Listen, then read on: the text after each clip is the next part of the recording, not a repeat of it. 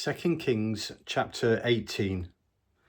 In the third year of Hoshea, son of Elah, king of Israel, Hezekiah, son of Ahaz, began his rule over Judah.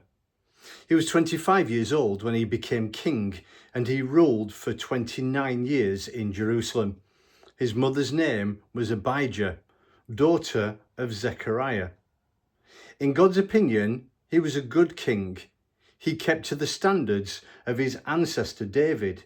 He got rid of the local fertility shrines, smashed the phallic stone monuments, and cut down the sex and religion Asherah groves. As a final stroke, he pulverized the ancient bronze serpent that Moses had made. At that time, the Israelites had taken up the practice of sacrificing to it. They had even dignified it with a name, Nehushtan, the Old Serpent. Hezekiah put his whole trust in the God of Israel. There was no king quite like him, either before or after. He held fast to God, never loosened his grip, and obeyed to the letter everything God had commanded Moses. And God, for his part, held fast to him through all his adventures. He revolted against the king of Assyria. He refused to serve him one more day, and he drove back the Philistines, whether in sentry outposts or fortress cities, all the way to Gaza and its borders. In the 4th year of Hezekiah and the 7th year of Hoshea, son of Elah, king of Israel, Shalmaneser, king of Assyria, attacked Samaria. He threw a siege around it, and after 3 years captured it. It was in the 6th year of Hezekiah and the 9th year of Hoshea that Samaria fell to Assyria. The king of Assyria took Israel into exile and relocated them in Halah, in Gozan on the Habor River, and in the towns of the Medes. All this happened because they wouldn't listen to the voice of their God and treated his covenant with careless contempt. They refused either to listen or do a word of what Moses, the servant of God, commanded. In the 14th year of King Hezekiah, Sennacherib, king of Assyria, attacked all the outlying fortress cities of Judah and captured them. King Hezekiah sent a message to the king of Assyria at his headquarters in Lachish. "I've done wrong. I admit it. Pull back your army. I'll pay whatever tribute you set." The king of Assyria demanded tribute from Hezekiah, king of Judah, 11 tons of silver and a ton of gold.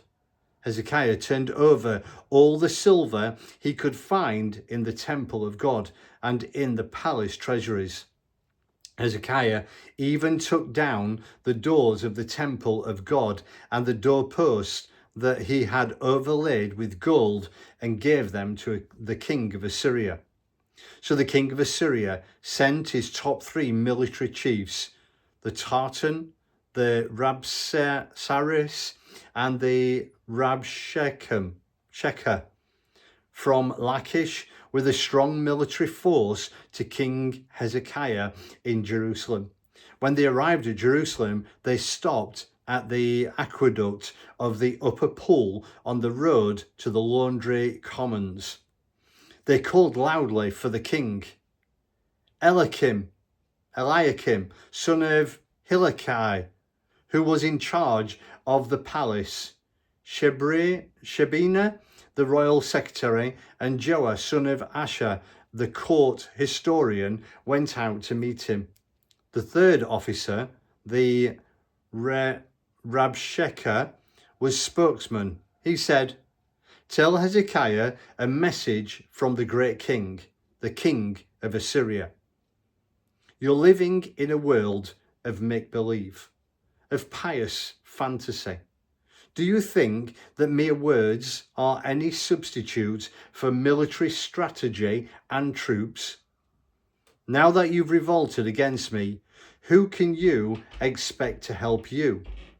You thought Egypt would, but Egypt's nothing but a paper tiger. One puff of wind and she collapses. Pharaoh, king of Egypt, is nothing but bluff and bluster.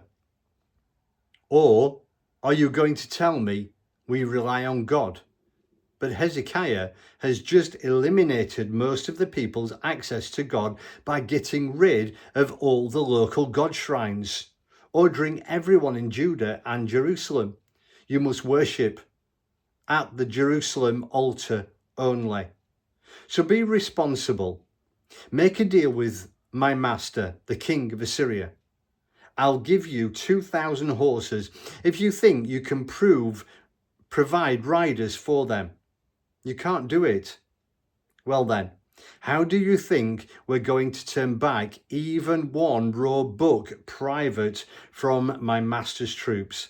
How long are you going to hold on to that figment of your imagination, those hoped for Egyptian chariots and horses? Do you think I've come up here to destroy this country without the express approval of God? The fact is that God expressly ordered me, attack and destroy this country. Eliakim, son of Hilkiah, and Shebna and Joah said to Rabshakeh, please speak to us in the Aramaic language. We understand Aramaic. Don't speak in Hebrew. Everyone crowded on the city wall can hear you. But the Rabshakeh said, we weren't sent with a private message to your master and you. This is public, a message to everyone within earshot. After all, they're involved in this as well as you are. If you don't come to terms, they'll be eating their own turds and drinking their own pee right along with you.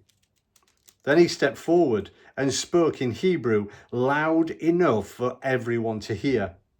Listen carefully to the words of the great king, the king of Assyria. Don't let Hezekiah fool you.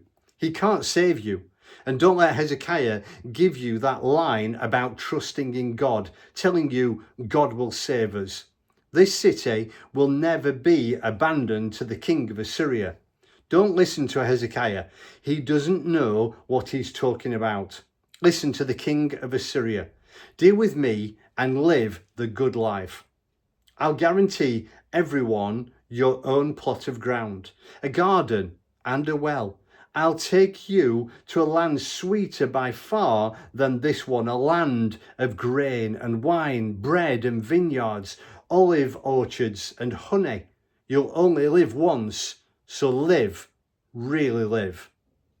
No, don't listen to Hezekiah. Don't listen to his lies telling you God will save us. Has there ever been a God anywhere who delivered anyone from the king of Assyria? Where are the gods of Hamath and Arpad? Where are the gods of Sepharvaim, Hena and Ivah? And Samaria, did their gods save them? Can you name a God who saved anyone, anywhere from me, the king of Assyria?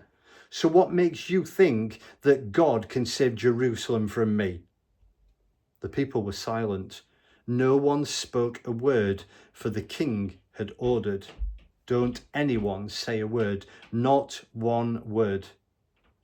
Then Eliakim, son of Hilkiah, the palace administrator, and Shebna, the royal secretary, and Joah, son of Asaph, the court historian, went back to Hezekiah. They had ripped their robes in despair. They reported to Hezekiah the speech of the Rabshakeh.